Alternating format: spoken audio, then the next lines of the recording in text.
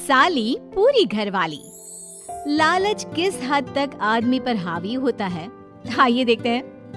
देख राधा, तुझे घर का सारा काम आता है, ये अच्छी बात है, लेकिन हमें ये नहीं पता था कि तू पढ़ी लिखी कम है और तेरी छोटी बहन की तो सरकारी नौकरी भी लग गई है।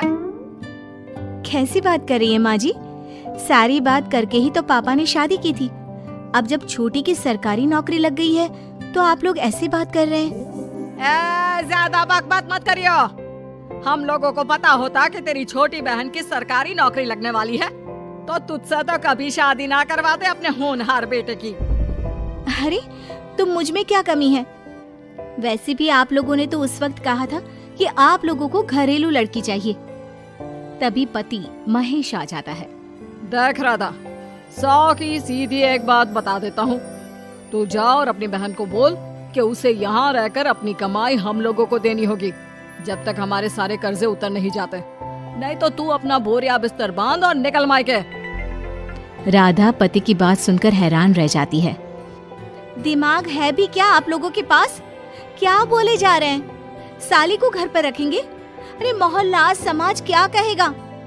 और माना पिताजी को उसके पैसों की जरूरत नहीं है, लेकिन वो अपनी कमाई आप लोगों को क्यों देगी? अरे क्योंकि हम लोगों के ऊपर कर्जे हैं, समझी? या तो तू कमा कर ला या अपनी बहन को बोल कि अपनी बहन का घर बचाना चाहती है तो यहाँ आकर रहे। सभी मिलकर राधा को घर से निकाल देते हैं। राधा भी कहाँ जाती, मायके जाकर रोने लगती है। छोटी बहन मीना कहती है, अरे क्या हो गया दीदी, कितना पैसा मांग रहे हैं? अरे अभी दे देते हैं ना, रो मत, अब तो मेरी भी नौकरी है। लेकिन राधा तो रोए ही जा रही थी। नहीं नहीं, इस बार लगता है उन लालची लोगों ने कुछ और ही डिमांड रखी है, वरना राधा इतना ना रोती। क्यों बेटी, क्या हुआ है? माँ पिताजी, इस बार जो उन लोगों ने मांगा है ना, वो सुनकर तो आप लोगों के पैरों के नीचे से जमीन खिसक जाएगी। ऐसा क्या मांगा है दीदी? तुझे तुझे मांगा है।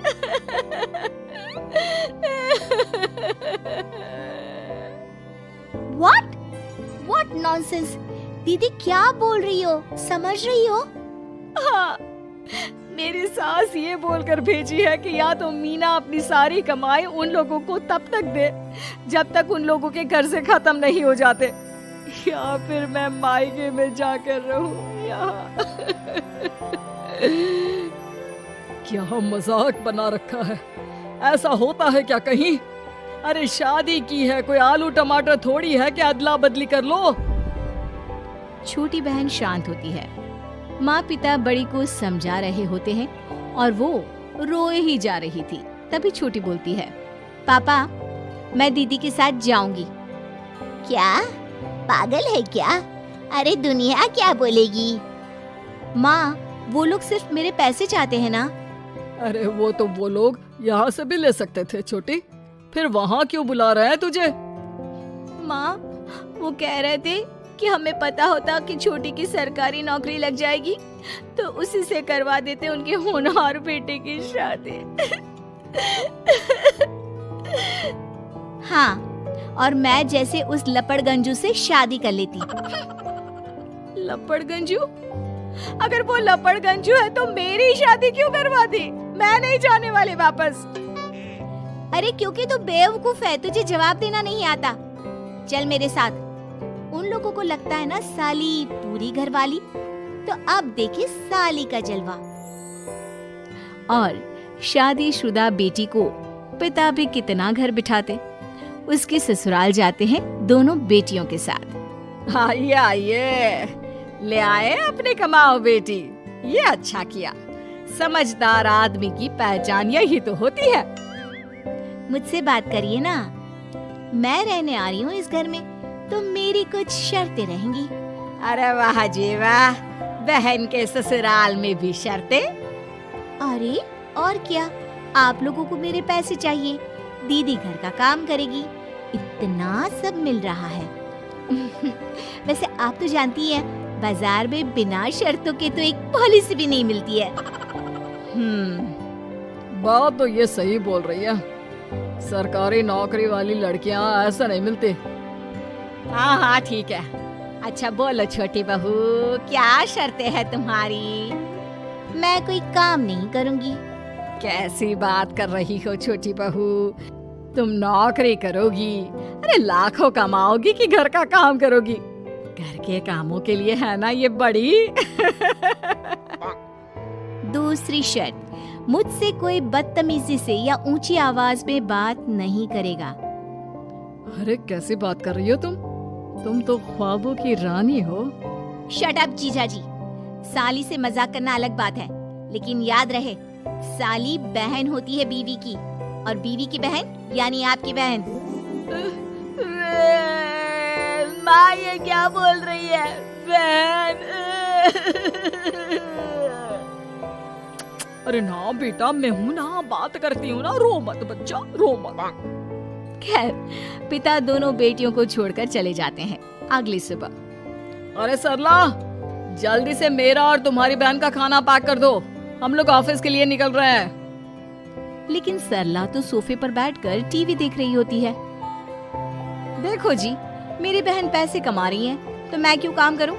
याद है ना मम्मी जी क्या बोलती थी कि मेरा बेटा पैसा कमा रहा है, तब सारा काम मैं करती थी।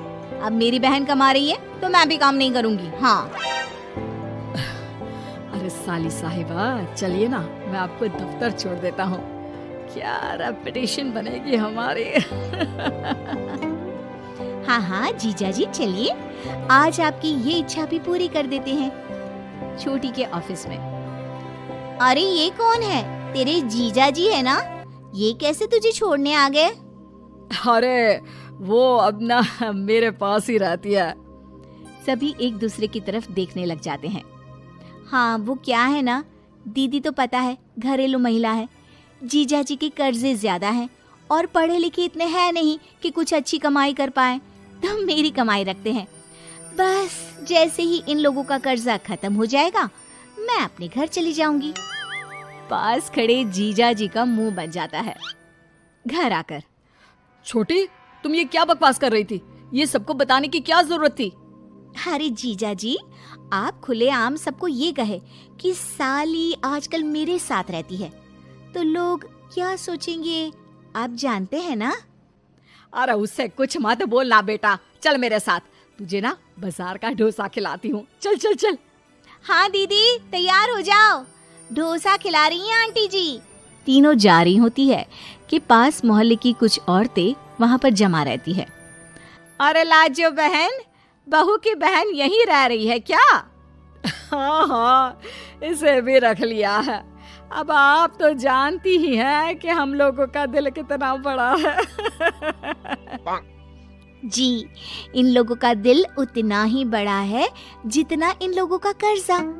अब बेचारी बुढ़िया का बेटा लायक तो है नहीं और बहू की बहन की सरकारी नौकरी, तो ले आए घर अपने। इनका कर्जा अब मेरी कमाई से ही तो खत्म होगा ना। सबके सामने सास की भी बेइज्जती हो जाती है। घर आकर सास और बेटा दोनों छोटी पर बरस पड़ते हैं। बस, मैंने कहा था मुझ पर कोई नहीं चिल्लाएगा। मैं जा रही हूँ अब। अरे लेकिन, अरे जाने देना माँ, मुझे एक बात समझ में आ गई है। अगर हमें खुद पर विश्वास हो तो अपनी समस्याओं को हम खुद सुलझा सकते हैं, फिर हमें किसी की जरूरत नहीं।